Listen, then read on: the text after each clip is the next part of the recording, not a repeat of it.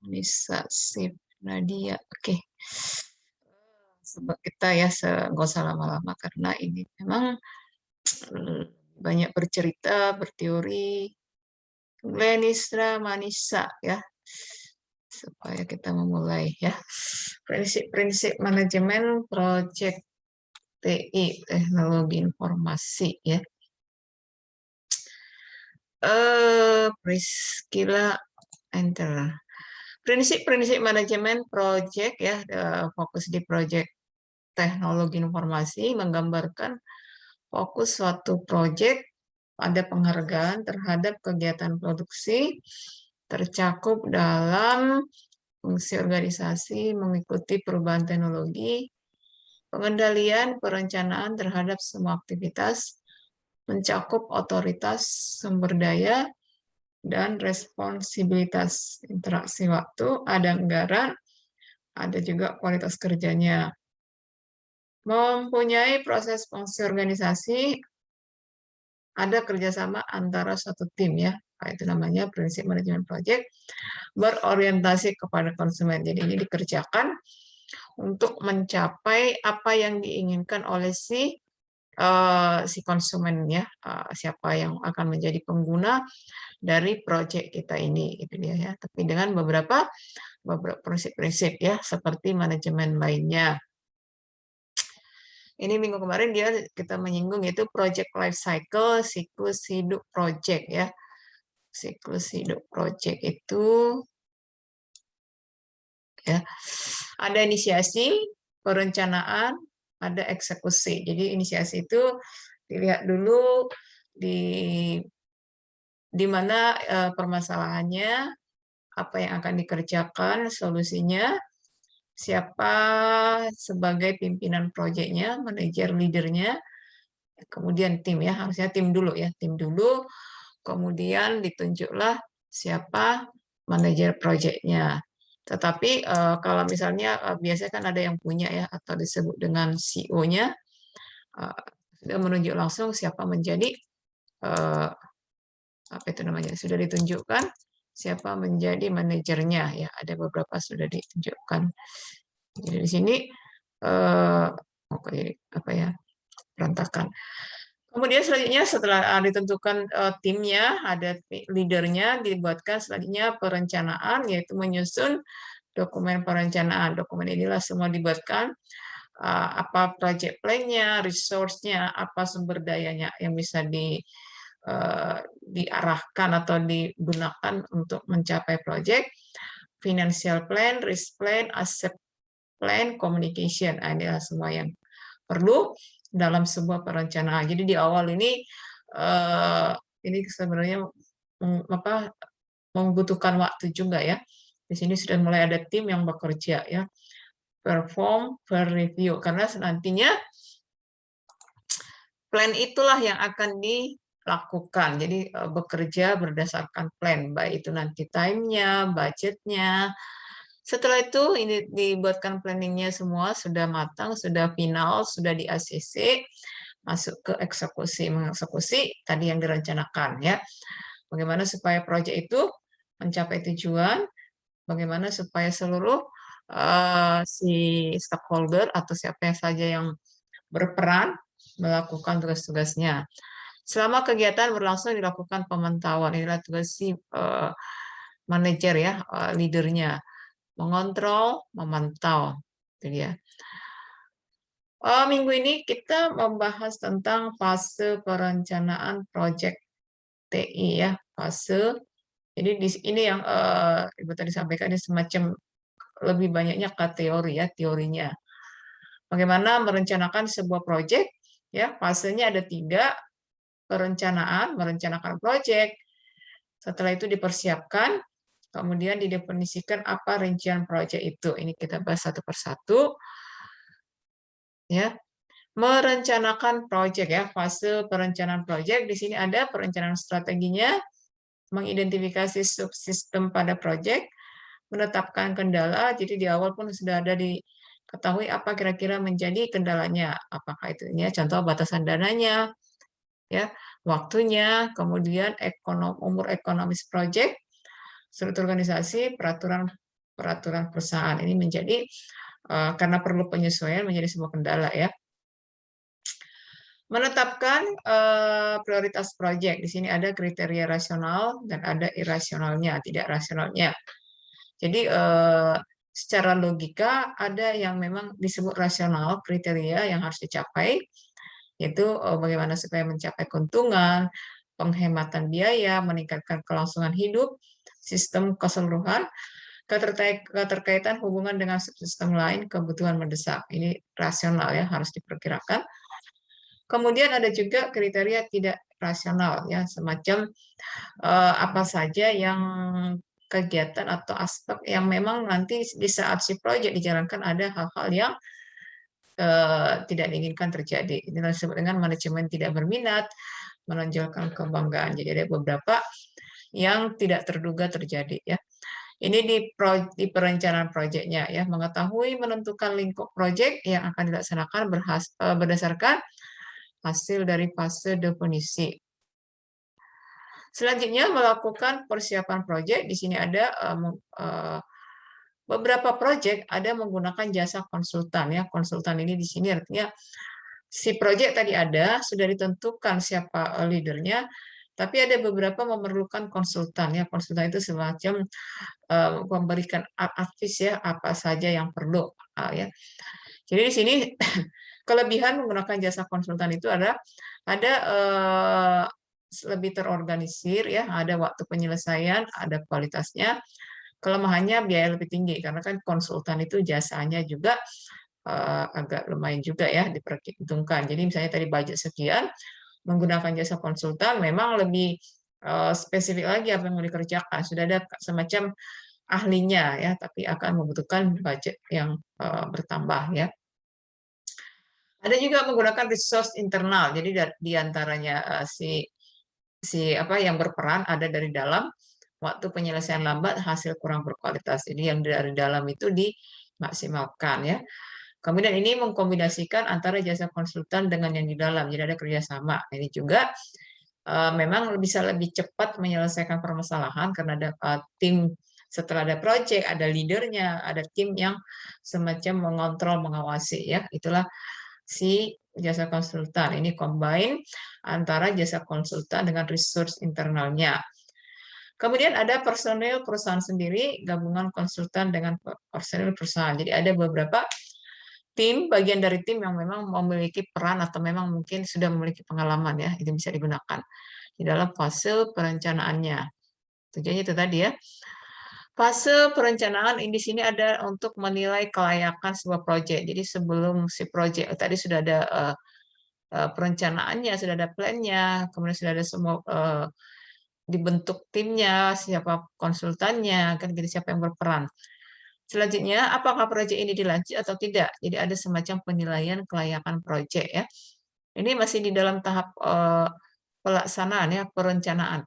Ada kelayakan tekniknya, diperhatikan bagaimana teknisinya, kemudian hukumnya, apakah sudah sesuai, jangan nanti di tengah jalan ada beberapa yang komplain dan itu bertentangan dengan misalnya peraturan pemerintah, peraturan perusahaan misalnya ya. Kelayakan operasi, karena ada beberapa yang memang SOP yang harus diikuti ya, ada aturan-aturan, jadwal, kemudian kelayakan ekonomi. Teknik kata kuncinya teknologi ya, teknologi apa yang bisa diterapkan. Sebagai pertimbangan ada ketersediaan alat dan teknologi di pasar ya. Jadi misalnya perencanaannya kita pakai teknologi ini ya, sementara nanti memerlukan budget lagi atau tidak, oh ya itu tidak ada di tempat kita, harus apa disewa misalnya kan. Ketersediaan tenaga ahli. Nah, jadi dia selain teknologinya, kemudian siapa yang mengoperasikannya harus dipertimbangkan juga atau dispesifikasikan siapa yang akan mengelola teknologi yang akan digunakan itu ya. Kelayakan proyek, kelayakan hukum ya, hukum hal-hal yang dipertimbangkan, prosedur, teknologi jaringan yang digunakan ya. Jadi misalnya apa itu ya, kita menggunakan network atau jaringan ya, harus kita perhatikan bagaimana payung hukumnya ya, jangan sampai menyalahi ya. Kelayakan operasi, jadi setelah nanti ada hukumnya, ini operasinya bagaimana kemampuan personil, bagaimana operasional sistemnya, pengendalian dan efisiensi dari sistem. Jadi ini semacam apa ya, bukan direview ya, semacam ada poin-poin sebelum ke pelaksananya, ada yang harus dipertimbangkan, yang harus disiapkan gitu, dan ini harus memang sudah terpenuhi. Kelayakan tadi terpenuhi, hukum terpenuhi, operasi terpenuhi, jadwal terpenuhi, ekonomi terpenuhi. Baru nanti masuk ke perencanaannya ya. Elemen-elemen manajemen project. Tadi kalau tadi ada prinsip, kemudian ada fase, kemudian ada project elemennya. Di sini ada scope planning yang tadi menjelaskan bagaimana ruang lingkup project itu didefinisikan, diverifikasi, dikontrol. Didefinisikan, kemudian diverifikasi, dikontrol. Setelah diverifikasi, oke, ini planning sudah oke. Jadi tetap ada pengontrolannya kan gitu. Scope definition, membuat scope statement yang menjabarkan itu tadi justifikasi project. Project ini seperti apa, produknya seperti apa, deliverable-nya apa, tujuan projectnya apa, jadwalnya apa, apakah sudah membuat dengan WBS. WBS itu nanti kita akan bahas, yaitu work breakdown struktur. Jadi ada project yang memang harus dijabarkan dengan scope statement yang memang bagian dari work breakdown struktur ya. Kemudian scope verification. Di sini ada persetujuan antara deliverable project dengan secara formal. Jadi memang oke, ini plan sudah ada dan sudah memang apa tuh disetujui ya, delivery-nya ada setujunya ya. Scope control, pengontrolnya juga ditunjukkan siapa mengontrol perubahan ruang lingkup project dari awal sampai selesainya. Project time management, project time ya, waktu manajemen diperlukan menyelesaikan proyek sesuai dengan waktu yang diterapkan yang meliputi penyusunan jadwal proyek ya, monitoringnya siapa, kapan, pengontrolannya siapa, kemudian apabila ada perubahan jadwal, ini dia project time-nya ya. Jadi di sini ya, apakah ini satu orang berperan, bisa satu, bisa juga tadi ya dengan jasa konsultan atau memang ada sudah di awal ini siapa, project time-nya siapa, skopnya siapa yang menjalankan dan mengawasi, itu dia ya. Cost itu biaya manajemen untuk membuat perencanaan estimasi budget ya, ini sangat penting, estimasi dan juga pengontrolan biaya. Ini dia agar si proyek ini tidak melebihi anggaran yang ditetapkan ya, itu dia. Jadi bagaimana supaya si proyeknya biaya atas sumber daya yang dibutuhkan. Ada cost budgeting ya, menyusun total perkiraan. Ini biasanya di awal ya, kalau di apa disebut RAP ya, rencana anggaran belanja ya. Menyusun total perkiraan biaya. Jadi budget misalnya 50 juta, nah, itu di awal sudah yang 50 juta itu mau dikemanain, itu sudah ada ya. Ada cost estimatingnya, cost budgetnya, cost controlnya. Nah, itu untuk project cost management. Human resource ini menyangkut sumber daya. Di awal pun sudah dibuatkan siapa tadi leadernya, siapa yang memanage project timnya, siapa yang menjadi resource planningnya. Ini di awal ditunjukkan dengan siapa personal team, kemudian siapa project timnya dengan meningkatkan kompetensi, dengan mengetahui misalnya oh si A skillnya di sini, B skillnya di sini. Nah, semua itu dibagi tugas ya untuk kerjasama tim dan kinerja project. Mengelola project tim dengan mengkoordinasi, memonitor kinerja tim. Nah, ini semua ini adalah pekerjaan si leadernya, itu dia. Oke. Kemudian ada project risk management. Project risk management ini meminimalkan ini ya dampak negatif atau risk ya, risiko ya apa saja karena ini harus diperhitungkan ada risknya, ada pasti ada risiko. Cuman bagaimana untuk meminimalkannya. Nah, disinilah si human resource planning berperan, yaitu mengidentifikasi kualifikasi jumlah personil yang dibutuhkan sehingga nanti budget dengan biaya dengan apa yang dikerjakan tidak jauh ya, masih bisa memang diperhitungkan ataupun diperkirakan dikerjakan sesuai dengan biaya awal gitu. Menunjuk mendapatkan personel tim yang dibutuhkan. Nah, ini di awal membentuk project team ya, beda personelnya, orang-orangnya, kemudian timnya siapa saja, mengelola project team dengan mengkoordinasi dan memonitor kinerja tim. Jadi semuanya itu harus dikoordinasi ataupun diberikan umpan balik ya untuk mengetahui sejauh mana si proyek akan setelah dikerjakan ya. Berikutnya communication management. Ini pun harus ada orang yang berperan sebagai communication management ya. Ini untuk mengatur agar komunikasi dan aliran informasi berjalan efektif dan efisien. Di sini ada sebagai communication planning, apa saja perencanaan komunikasi proyeknya, apa kebutuhannya, dan apa harapan stakeholder. Kemudian ada informasi distribution, menyediakan informasi proyek, mendistribusikan sesuai perencanaan. Performance reporting, melaporkan status dan kemajuan proyek secara objektif, tepat waktu. Ya, ini semua dikerjakan si project communication. Jadi semua di sini diperlukan performance reporting, report ya untuk pelaporan. Jadi di sini pelaporan status, kemajuan secara objektif ya sesuai dengan apa yang terjadi. Kemudian ini tadi ya membuat laporan supaya tepat waktu, communication management. Nah, di sini ada manajer stakeholder, membina, mengelola komunikasi yang efektif antara semua ini tadi ya elemen-elemen project. Ini dia. Jadi ada disitulah digunakan communication manajemennya. Oke ya. Kemudian ini dia ya, project risk management. Yang terakhir itu adalah quality management. Quality di sini adalah menentukan standar mutu. Jadi tadi setelah tadi ada bagian communication-nya, biaya, cost, yang paling terpenting itu adalah peran dari si project si quality-nya ya, quality planning, quality assurance ya.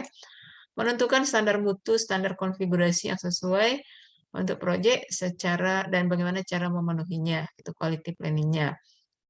Quality assurance yaitu melaksanakan aktivitas mutu, memastikan pelaksanaan proyek hingga memenuhi apa yang menjadi standar konfigurasi. Nah, ini dia dibuatkan dengan mengidentifikasi cara mengeliminasi penyebab kegagalan. Jadi awal ini sudah ada dibuatkan siapa aja yang berperan mengatur atau mengawasi kualitas ya, quality manajemennya yang mengatur yang mencakup planning dan quality assurance ya, aktivitas mutu, memastikan pelaksanaan proyek.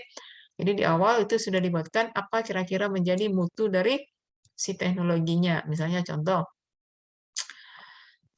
aplikasi yang kita buat harus apa? Mudah dioperasikan. Misalnya kualitasnya. Yang disebut mudah dioperasikan apa? Tool-toolnya tidak membuat apa si user ribet ataupun sulit ya. Jadi misalnya next next next oke ya, jangan lagi next login lagi, next tombol ini lagi, gitu dia. Sebisa mungkin dibuatkan ya. Kemudian standar konfigurasi yang sesuai dengan proyek dengan cara memenuhinya, itu dia tadi ya. Jadi di proyek kita itu yang aplikasi yang mau kita buat itu dibuatkan di awal sudah ditentukan apa saja konfigurasinya. Jadi misalnya halaman yang ditampilkan misalnya ada 20 halaman misalnya ya. Atau untuk mencapai tujuan si user harus menginput apa data. Nah, itu dibuat ada standar mutunya. Jadi ada suatu standar yang harus dicapai yang memang itu menyangkut kualitas atau kualitas dari nanti hasil si project ini. Itu dia ya. Oke.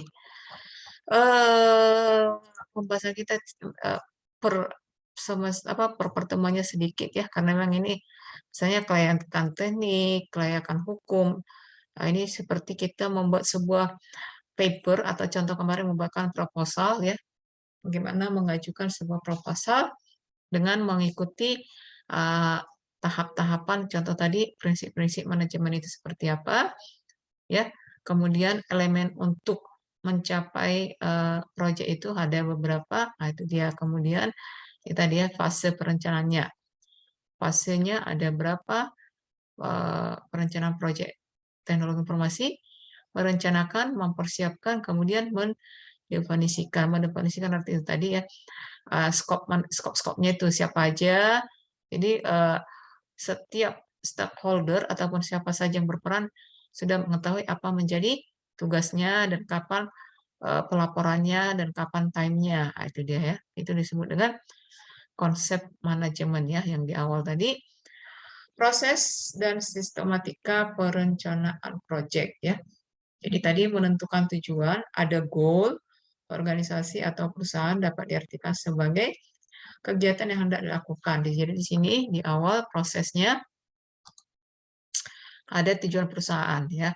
Ya walaupun kita tidak yang punya perusahaan, namun perusahaan itu sudah ada planning atau capaian-capaiannya apakah per trimester, per tribulan, semester, tahun gitu dia. Contoh untuk meningkatkan nilai saham perusahaan di pasaran atau contoh supaya misalnya mencapai pasaran atau untuk meraih pasaran yang ada di misalnya di Sumatera bagian ini. Nah, itu adalah tujuan goal ya. Tapi kita kembali adalah di project TI-nya ya, teknologi informasinya ya. Misalnya contoh penjualan smartphone bisa ya, penjualan properti. Tapi semuanya itu kita menggunakannya adalah di penggunaan sistem atau aplikasi ini yang kita mau buatkan. Ya, walaupun nanti tujuannya memang bisa ya, contoh di sini meningkatkan nilai saham di perusahaan di pasaran. Jadi setiap tujuan bisnis itu ya dengan memanfaatkan teknologi informasi ya. Sasarannya ataupun medianya itu adalah menggunakan teknologi informasi. Yang kedua itu menentukan sasaran ya. Sasaran itu adalah titik tertentu yang perlu dicapai. Apa saja sasarannya? Nah, di sini dengan apakah membangun fasilitas baru, apakah membuat sasaran proyek yang terdiri dari yang dipengaruhi ataupun eh, diatur oleh ataupun ini dia sumbernya biaya, jadwal dan mutu. Kemudian mengkaji posisi awal apa tujuannya ya. Sejauh mana kesiapan organisasi. Contoh di sini berapa besar sumber daya ya. Misalnya kita mau mencapai A, stakeholdernya apa, kemudian apa saja sumber daya yang kita miliki dalam bentuk dana juga, peralatan, teknologi ya. Peralatannya kira-kira sudah ada atau belum? Ya, kalau belum ada kan tentu akan membeli. Membeli itu adalah budget. Kemudian tenaga ahli ya. Kalau misalnya di tim itu sudah ada ahlinya, jadi tidak perlu mencari konsultan ataupun tenaga ahli. Nah, itu dia ya. Memilih alternatif ini selalu dibuatkan ya seandainya ya tidak bisa sesuai dengan plan A. Nah, apa yang mau dikerjakan? Nah, ini dia ya, membuat alternatifnya. Jadi dibuat beberapa alternatif ya. Jadi menjaga hal-hal yang memang apabila si plan A tidak tercapai. Berikutnya menyusun rangkaian langkah mencapai tujuan itu apa saja yang perlu dilakukan. Contoh misalnya tadi ya siapa aja orang-orang yang ikut, yang bekerja. Kira-kira kita memiliki teknologi apa? Perangkat kita apa saja yang sudah ada? Nah, itu dia. Kemudian budget berapa? Si proyek ini mau kapan selesai? Nah, itu dia. Kemudian bagaimana nanti yang diminta oleh si konsumen. Konsumen maunya bagaimana? Nah, ini biasa ya. Kemudian yang si project manager maunya apa? Kemudian yang punya perusahaan maunya apa? Nah, ini semua harus bisa di apa itu ya? Diinput, dirangkum menjadi sebuah solusi di dalam sistematika perencanaan proyek ini. Itu dia ya. Tujuan dari perencanaannya. Oke, Ibu rasa itu aja yang perlu kita bahas hari ini.